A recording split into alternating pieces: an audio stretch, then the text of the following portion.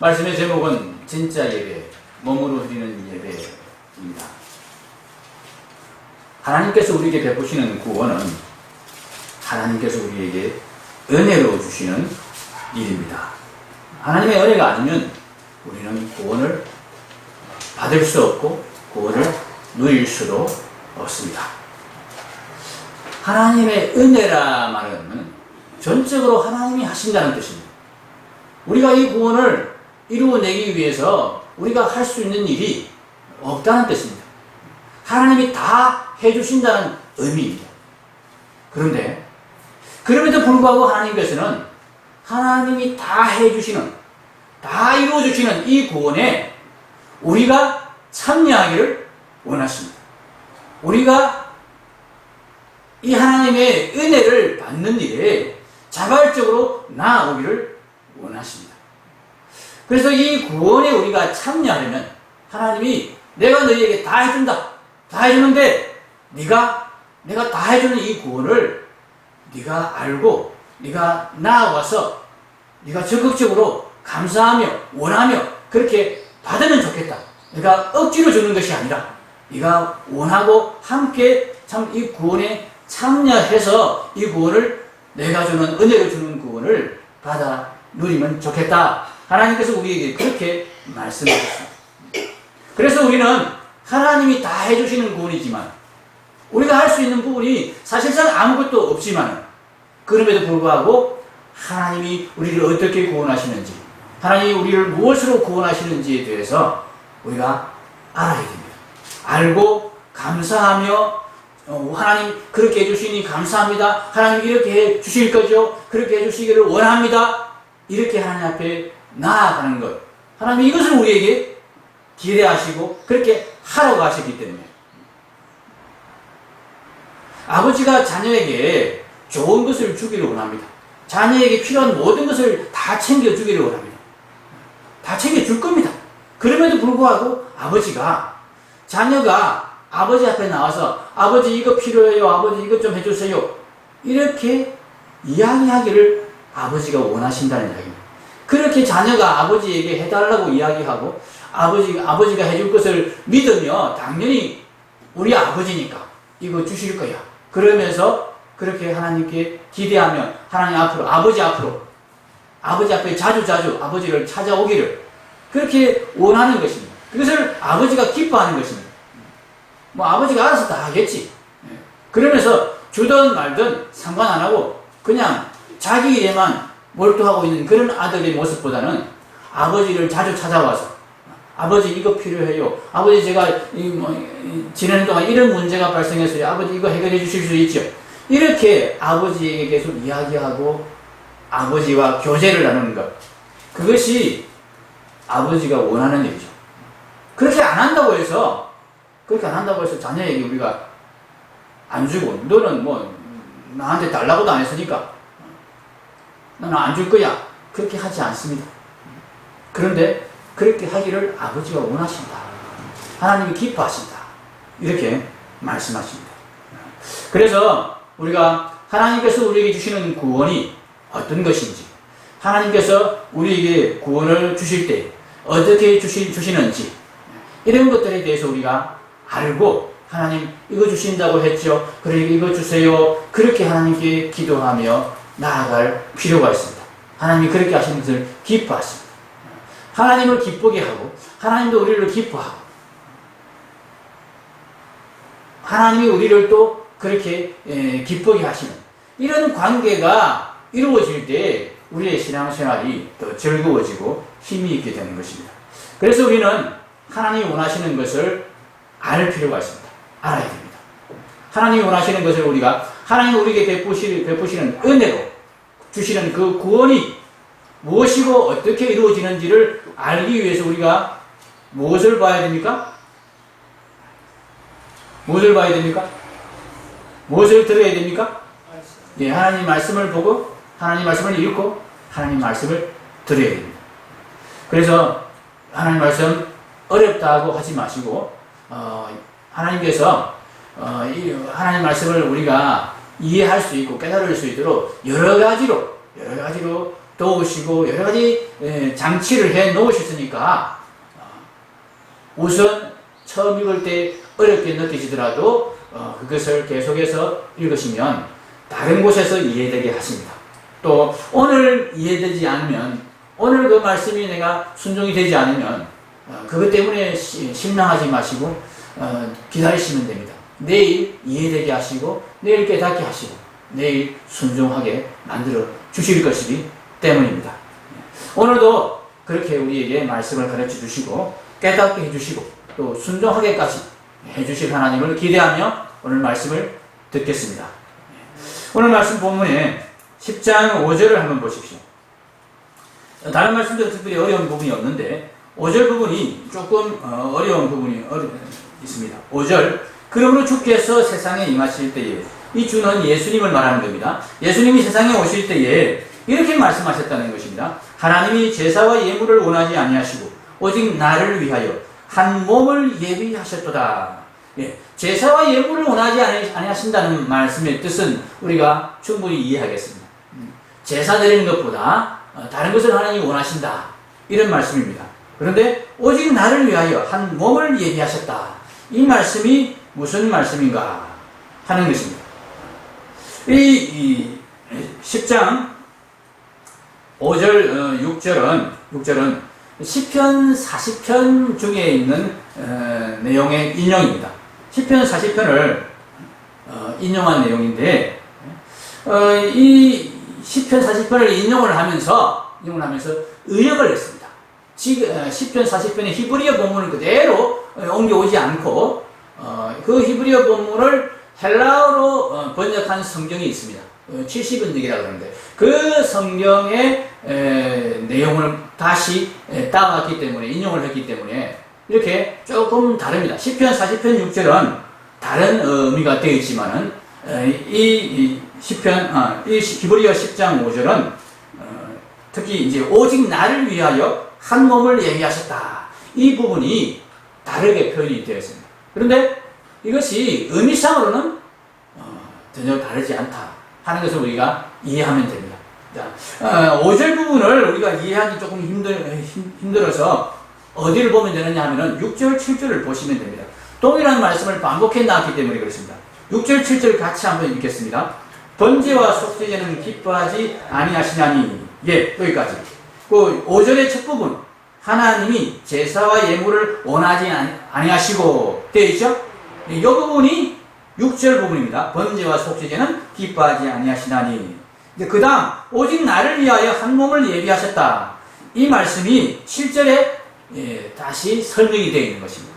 7절 같이 읽겠습니다. 이에 내가 말하기를 하나님이여 보시옵소서, 두루마리 책에 나를 가리켜 기록된 것과 같이 하나님의 뜻을 행하려 왔나이다. 아멘. 하나님의 뜻에 순종하러 왔습니다. 제사를 드리러 온 것이 아니라 하나님의 말씀에 순종하러, 하나님의 뜻을 행하러 왔습니다, 이 말씀입니다. 이 말씀이 오직 나를 위하여 한 몸을 예비하셨다 하는 이 말씀의 뜻이다 하는 얘기입니다.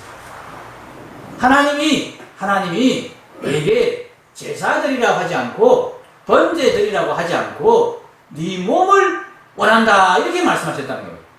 몸을 원한다는 말이 무슨 뜻입니까? 나는 네가 나에게 제사 드리기 원하지 않는다. 나는 네가 나에게 헌금만이 되기를 원하지 않는다. 하나님 우리에게 원하시는 게 뭐라고요? 나는 네 몸을 원한다.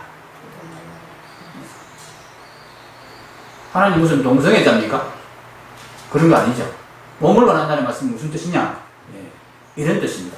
사무엘상 15장 22절 같이 읽겠습니다. 맨 위에 사무엘이 이르되 여호와께서 번제와 다른 제사를 그의 목소리를 청종하는 것을 좋아하신 같이 좋아하시겠나이까. 순종이 제사보다 낫고 듣는 것이 순양의 기름보다 나으니. 몸을 원한다는 말씀이 하나님이 나는 네가 몸으로 나에게 순종하는 것을 원한다, 내 말을 잘 듣는 것을 원한다, 이렇게 말씀하셨습니다. 근데 그 말씀이 본래 어떤 말씀이었냐면은 시편 40편 6절을 보면은 시편 40편 6절을 우리가 개정 성경을 찾아서 보면은 이렇게 되어 있습니다. 개역 개정 부분만 같이 읽겠습니다. 주께서 내 귀를 통하여 내게 들려주시기를 제사와 예물을 기뻐하지 아니하시며 번제와 속죄제를 요구하지 아니하신다 하신지라. 여러분, 이것이 5절의 인용 부분입니다. 하나님이 제사와 예물을 원하지 아니하시고 오직 나를 위하여 한 몸을 예비하셨도다.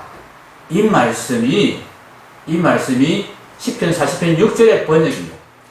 많이 다르죠? 자, 어떻게 해서 달라졌느냐? 표준 세번역은 이렇게 번역했습니다. 다 같이 표준 세번역 부분을 읽겠습니다. 제사나 예물도 주께서는 원하지 않으시고 번제나 속죄제도 요구하지 않으십니다. 주께서는 오히려 내 두 귀를 열어주셨으니. 예.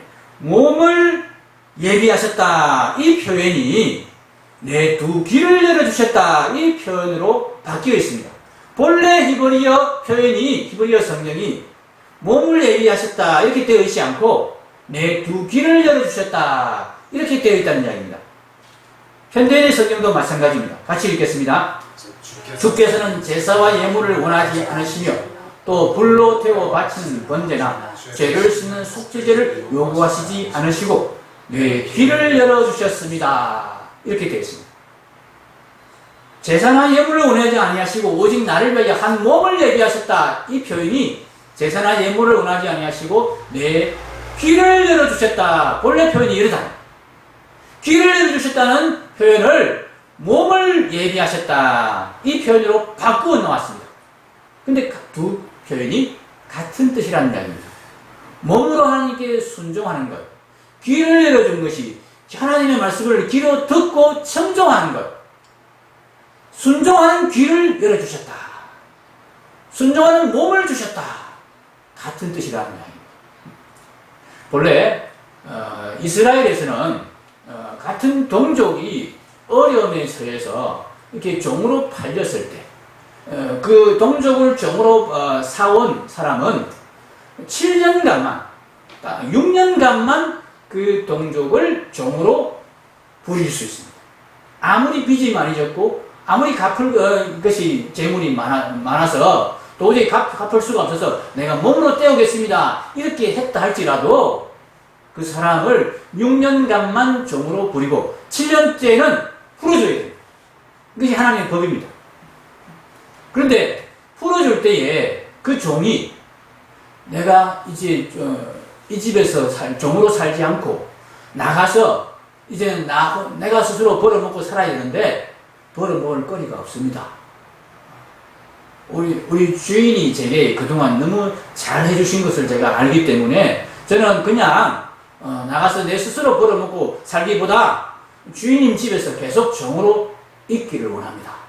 제가 종으로 섬기며 순종하겠습니다.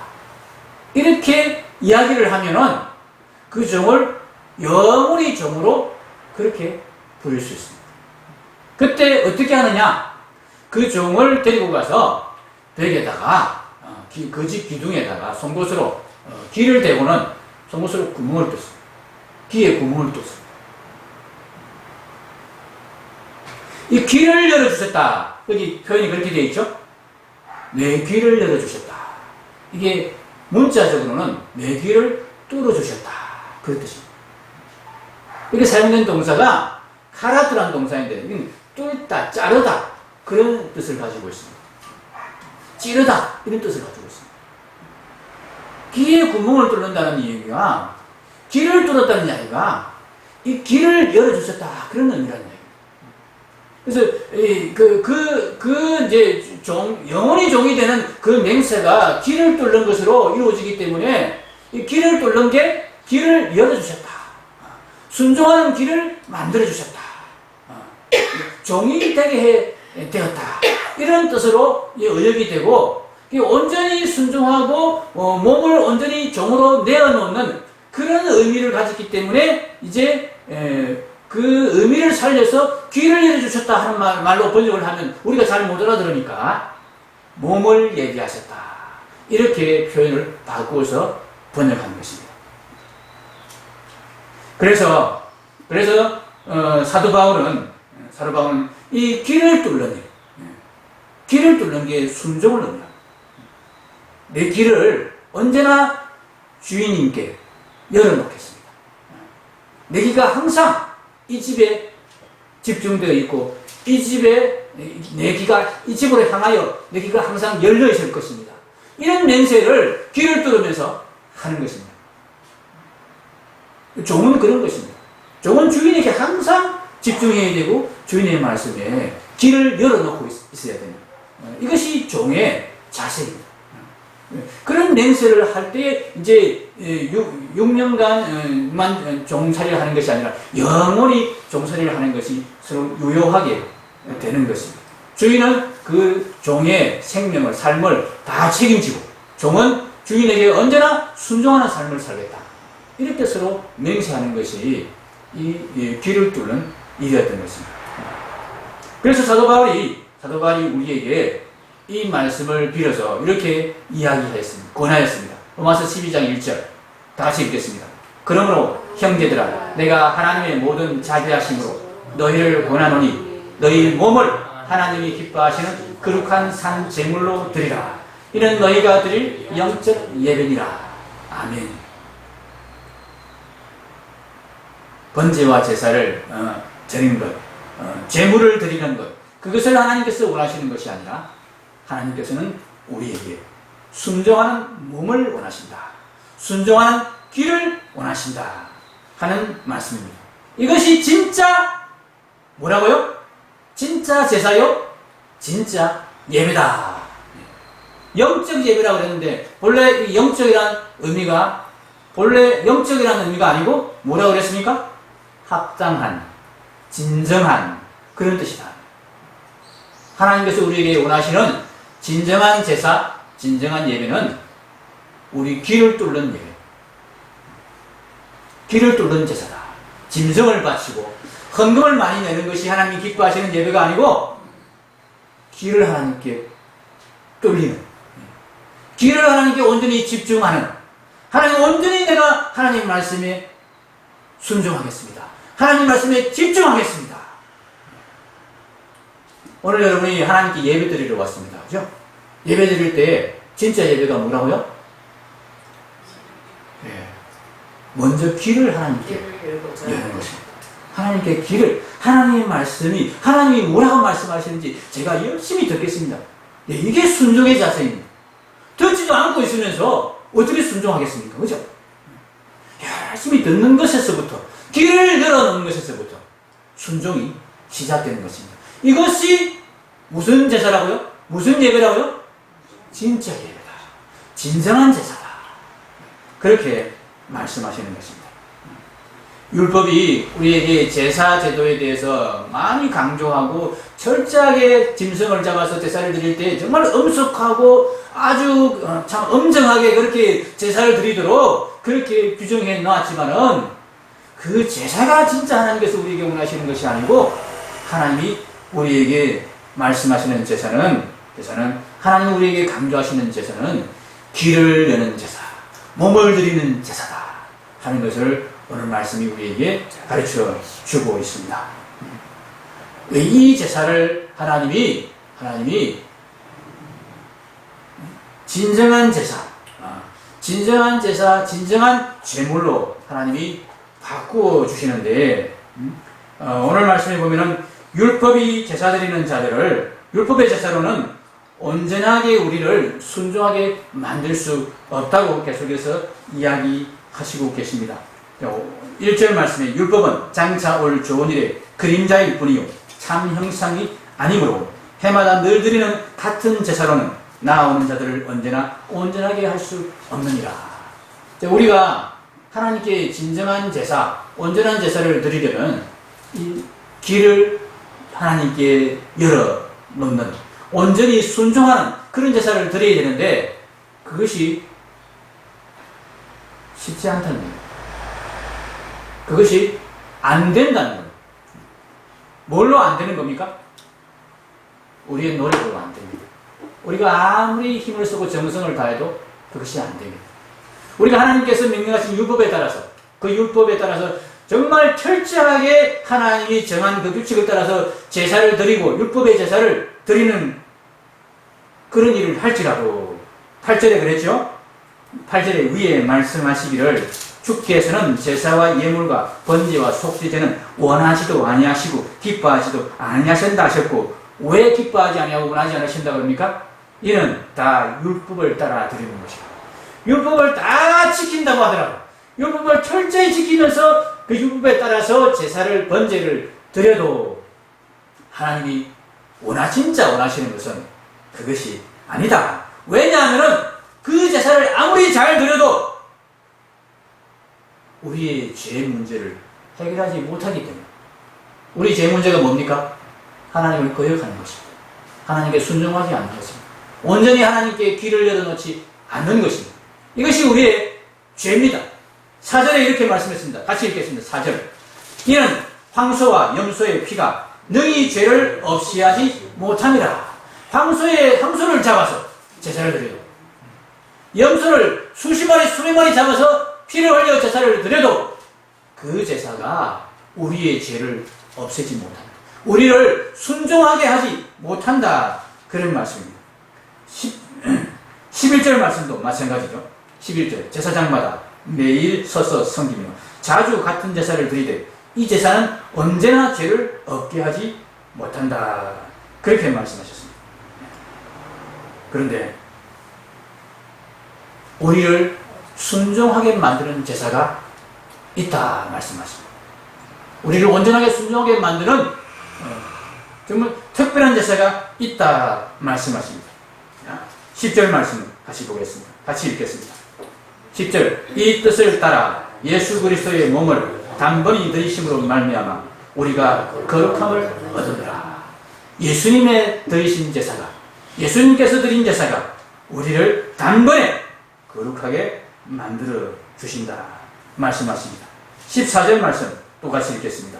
그가 거룩하게 된 자들을 한 번의 제사로 영원히 온전하게 하셨느니라. 예수님의 제사만이 우리를 거룩하게 만들고 우리를 온전하게 만듭니다. 우리의 죄를 온전히 없애주십니다. 예수님의 제사가 어떻게 우리를 거룩하게 만들고 온전히 죄를 없게 만드냐? 여러분, 죄를 없게 만든다는 말이 단순히 죄에 대한 형벌을 없애주신다는 말씀이 아닙니다. 예수님의 제사는 우리의 죄의 형벌을, 우리가 받아야 될 죄의 책임을 면제해주는 것만으로 끝나는 제사가 아닙니다. 그렇다면 온전하다 얘기하지 않았을 것입니다. 예수님의 제사는 우리로 하여금 거룩하게 만들고 우리로 하여금 하나님께 온전히 순종하게 만든다. 이것이 정말 중요한 부분입니다.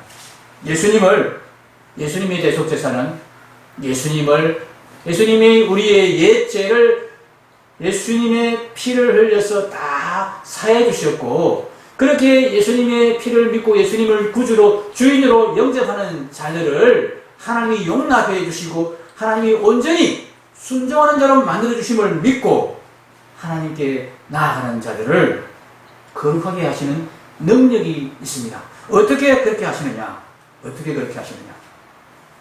먼저 우리의 옛 죄를 예수님의 제사가 다 없애주십니다. 우리의 옛 죄에 대한 책임을 예수님의 제사가 다 없애주십니다. 황소의 피가, 염소의 피가 여러분 우리의 죄의 책임을 없애줄 수 있겠습니까? 우리의 죄의 책임은 하나님 앞에 죽어야 되는 죄입니다. 욕심이 잉태한 적 죄를 낳고 죄가 장성한 적 사망을 낳느니라. 죄의 책임은 사망입니다. 우리 자신이 우리 목숨을 내어놓아야 되는 것입니다. 그런데 황소의 목숨을 내어놓았다고 해서, 여러분, 염소의 목숨을 내어놓았다고 해서 우리가 내 목숨을 내어야 되는 이 죄의 책임을 면제받을 수 있겠습니까? 황소가 우리를 대신할 수 있습니까? 여러분, 뭔가를 대신하려면, 그죠? 자, 제가 만약에 김영경 지사님이 가지고 있는 팔찌를 제가 뺏어가고는 그거 대신으로 이 컵 하나 드리겠습니다. 그렇게 말하면 김영경 지사님 바꾸겠습니까? 아니요. 절대 못 바꾸죠. 목숨 걸고 안 된다 그럴 겁니다. 그런데 자, 자, 탈진 목숨까지 그만한 그런 가치가 없네요, 그죠? 네. 자, 그런데 제가 팔찌를 가져가면서 다이아몬드 목걸이를 다 하나 주면서 이거 바꾸자. 근데 팔찌 내가 가져갈게. 그러면 바꾸겠습니까? 안 바꾸겠습니까? 바꾸지요. 예. 왜 바꿉니까? 다이아몬드 목걸이가 더 좋은 것이고 더 큰 것이고 더 가치 있는 것이기 때문에 그렇습니다. 이 바꾸려면은 적어도 같은 가치를 가지고 있거나 더 큰 가치를 가진 것을 제시해야 됩니다. 그런데 우리의 목숨값을 지르기 위해서 황소를 내놓는다고 해서 그게 바꿔집니까?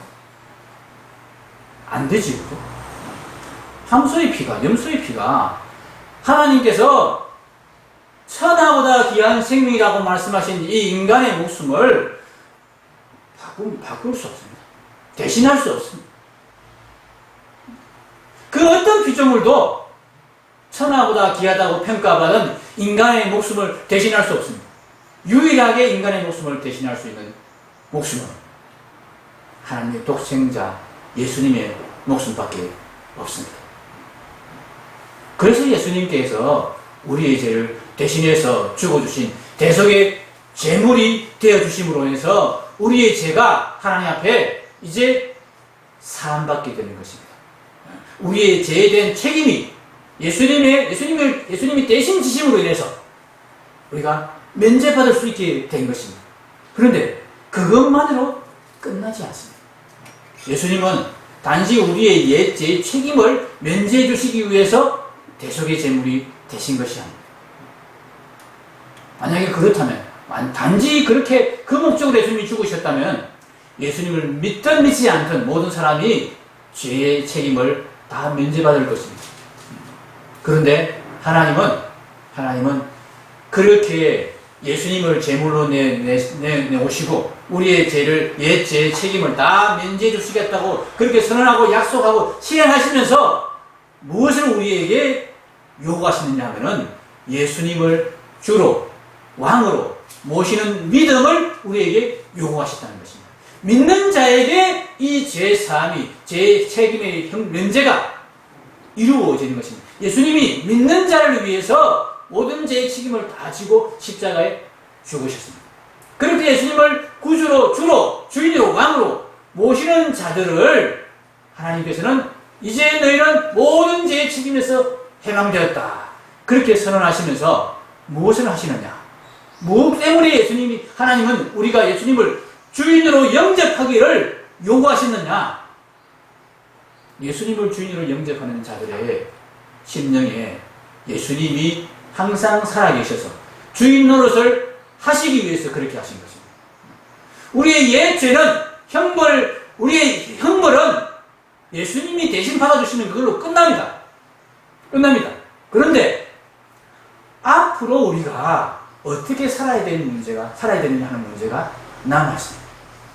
우리가 예전에 지었던 죄는 예수님이 대신 형벌 받아주시고 십자가에 피를 흘려주심으로 다 없는 걸로 해 주십니다.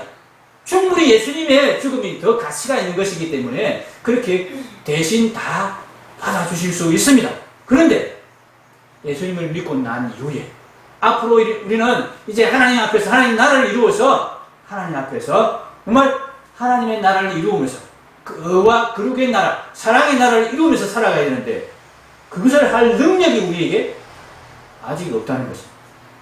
우리가 죄의 책임을 면했지만, 형벌을 면했지만 하나님의 말씀대로 살아갈 능력, 순종하는 능력, 아직 우리가 이 귀가 안 열렸어요. 귀가 안 뚫렸어요. 이 귀를 뚫어주시기 위해서 궁극적으로 이 귀를 뚫어주시는 일을 우리에게 순종하는 마음을 만들어주시기 위해서 예수님은 십자가에서 대속의 피를 흘려주셨습니다. 그래서 우리에게 예수님을 주인으로 영접하고 모실 것을 하나님이 요구하신 것입니다. 그렇게 예수님을 주로 영접하는 자들에게 하나님이 옛 죄를 다 사하시고 그들을 의롭다 칭하시고 거룩하다 그렇게 인정하시면서 거룩한 자들이 되었으니까 내가 너희들에게 성령을 선물로 주겠다. 너희들의 마음에 내 영을 부어주겠다. 내 영이 항상 거룩하신 하나님의 영이 죄인 가운데 거하실 수 없습니다. 그런데 예수님의 대속으로 깨끗하게 되었기 때문에 내가 이제 너희들 가운데 거하겠다. 하나님이 그렇게 선언하시는 것입니다. 하나님의 영이 우리 가운데 거하심으로 말미암아 이제 우리가 진짜로 하나님을 순종하고 하나님의 말씀을 듣고 하나님의 계명을 지키는 자로 변화되게 되고 바꾸어지는 일이 일어나게 되는 것입니다. 하나님께서 우리에게 이 구원을 하나님이 다 은혜로 만들어 주셨습니다. 이 구원을 얻기 위해서 우리가 뭔가 한 일이 없습니다. 단지 하나님께서 우리에게 요구하신 것, 하나님을 믿는 것, 예수님을 믿는 것, 내가 이 주는 구원을 정말 감사하게 여기면서 받아들이는 것, 이것을 하나님께서 우리에게 요구하셨습니다.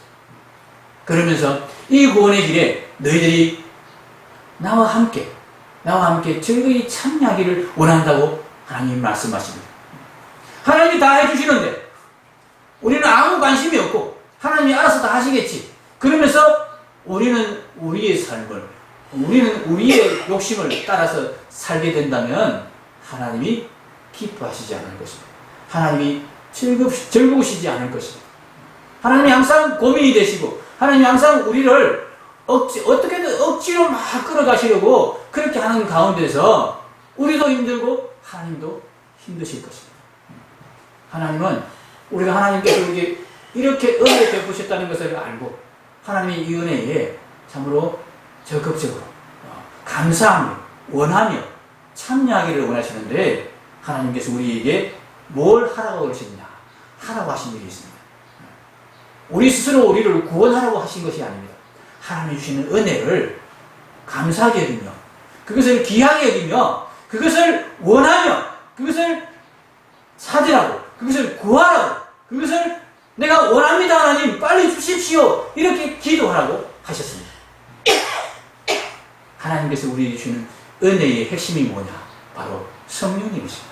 누가복음 1장 13절 두 번째 성경 구절 같이 읽겠습니다. 너희가 악할지라도 좋은 것을 자식에게 줄 줄 알거든 하물며 너희 하늘 아버지께서 구하는 자에게 성령을 주시지 않겠느냐 하시니라. 하나님께서 우리에게 구하라고 하신 것, 유일하게 구하라고 하신 것이 이것입니다. 먹을 것, 입을 것 염려하지 말라고 하셨습니다. 그런 거는 이방인들이 구하는 것이고 하늘 아버지께서는 너희에게 그것이 필요한 줄 다 아신다. 그거 구하지 말고 뭘 구하라고 그랬습니까? 먼저 그의 나라와 그의 의를 구하라. 그의 나라와 그의 의를 구하는 것의 핵심이 뭐냐? 성령님을 구하라 하는 것입니다. 성령님의 은혜를 구하는 것입니다. 성령님께서 우리 가운데 오셔서 우리의 길을 열어주십니다. 우리의 길을 뚫어주십니다. 우리가 순종하는 사람이 되게 만드십니다. 이것을 구하라고 하셨습니다. 이것을 구하기 위해서 우리가 제일 먼저 해야 되는 것, 예수님을 믿는 일. 예수님 믿어야 성령님이 우리 가운데 오실 수 있습니다. 그리고 두 번째로 성령님께서 우리 가운데 오셔서 우리의 길을 열어주시는 이 일을 즐겁게 하실 수 있도록 우리가 즐겁게 성령님이 하신 일에 참여하라고 하십니다. 이것이 우리가 또 한 번 우리가 힘써서 해야 될 일입니다. 예수님 믿는 것. 이것 해야 되고 두 번째로 우리가 예수님 믿고 나서 우리가 또 해야 될 일이 은혜에 참여하는 은혜를 구하는 일인데 은혜를 붙드는 일인데 그것이 뭐냐 하면은 성령님께서 내 안에 오셨음을 확인하면서 성령의 인도를 잘 받기 위해서 우리가 하나님께서 우리에게 주신 은혜의 방편을 부지런히 사용하는 것입니다. 은혜를 받는 방편이 있습니다. 하나님께서 우리에게 은혜를 주시는데 하나님께서 우리에게 내가 이런 방편을 통해서 너에게 은혜를 줄 것이다. 너에게 구원을 이루어 줄 것이다. 그렇게 말씀하시는데 그 은혜의 방편이 두 가지가 있습니다. 은혜의 방편 중에 은혜의 내적 방편이 있습니다. 우리 안에서 하나님께서 은혜를 계속 일으키시고 은혜를 계속 주십니다. 무엇을 통해서요? 성령님을 통해서. 성령님께서 우리 안에서 우리를 온전히 순종하는 사람으로 우리의 죄를 온전히 없애주시는 일들을 예수님의 대속으로 말미암아 이루어 가십니다. 그런데 은혜의 내적 방편 성령님께서 그 일을 즐겁게 잘 하실 수 있도록 근심하며 하지 않도록 우리가 외적으로 협조해야 되는 은혜의 외적 방편이 또 있다는 이야기. 그것이 무엇이냐면 웨스트민스터 대교리 문답, 소교리 문답. 우리 교회가 속한 교단이 고신교단입니다. 그리고 우리 한국교회 대부분의 장로교단들이 신앙 고백의 표준으로 삼고 있는 신앙 고백서가 웨스트민스터 신앙 고백서입니다. 그 웨스트민스터 신앙 고백서의 기준에서 성경의 기본적인 원리들을, 신앙의 원리들을 요약해 놓은 것이 대교리 문답, 소교리 문답인데, 그 대교리 문답 153문, 소교리 문답 88문에 이런 질문과 답이 있습니다. 문 154 같이 읽겠습니다. 그리스도가 자기 중보의 혜택을 우리에게 전달하시는 외적 방편은 무엇입니까? 내적 방편은 뭐라고 그랬습니까? 성령님. 그런데 외적 방편, 우리가 열심히 부지런히 사용해야 돼요. 성령님은 우리 안에서 열심히 그렇게 은혜를 우리에게 전달하시고, 우리는 그렇게 성령님이 열심히 우리에게 효과적으로 우리에게 은혜를 이루시도록 우리가 바깥에서 협조해야 되는 방편이 있다 하는 것입니다. 그것이 무엇이냐? 답 읽겠습니다. 그리스도가 자기 중보의 혜택을 자기 교회에 전달하시는 외적 또는 보통 방편은 그의 모든 규례, 특히 말씀과 성례와 기도인데, 이 모든 것은 택함을 입은 자들의 구원을 효력 있게 하는 것입니다. 우리가 하나님 말씀에 직접적으로 순종하기 위해서 애쓴다고 해서 계명을 지킬 수 있게 되는 것이 아닙니다. 제사를 열심히 드린다고 해서 하나님의 계명에 순종하게 되는 것이 아닙니다. 무슨 프로그램을 만들어 놓고 열심히 훈련을 한다고 해서 우리가 하나님의 사랑의 계명을 지킬 수 있게, 실천할 수 있게 되는 것이 아닙니다. 그러면 아무것도 할 필요가 없느냐? 그렇지도 않습니다. 하나님께서 우리에게 은혜의 방편을 주셨습니다. 성령님이 우리 안에서 은혜를 불러일으키시고 은혜를 우리에게 이루어주시고, 그 성령님께서 이루어주시는 은혜를 온전히 우리가 누리기 위해서 또한 외적 방편을 주셔서 우리에게 말씀과 성례와 기도에 부지런히 힘쓰라고 말씀하셨다는 것입니다. 계명을 직접적으로 지키고 실천하기 위해서 애쓰지 마시기 바랍니다. 그것 애쓰면 번번이 실패합니다. 그러나 하나님께서 우리에게 은혜를 주시는 그 은혜를 우리가 누리기 위해서 우리에게 은혜가 우리 마음에 가득해지는 그 일이 일어나기를 원하며 뭘 하라고 그러십니까? 기도하고 말씀을 듣고 읽으라고 하십니다. 그러면 성례는 여러분들이 스스로 할 수가 없습니다. 교회에 나와서 함께 이 성례에 참여하는 그 외에는 다른 방법이 없습니다. 그런데 말씀과 기도는 우리가 얼마든지 개인적으로도 힘쓸 수 있는 부분들입니다. 그래서 여러분에게 우리 교회가 가장 힘써야 될 부분, 모이거나 흩어지거나 항상 힘써야 될 우리의 붙들어야 될 은혜의 방편을 제가 여러분에게 매일 말씀 묵상, 매일 점수 기도로 그렇게 제시한 것입니다. 이것을 통해서 우리가 은혜를 받아야 됩니다.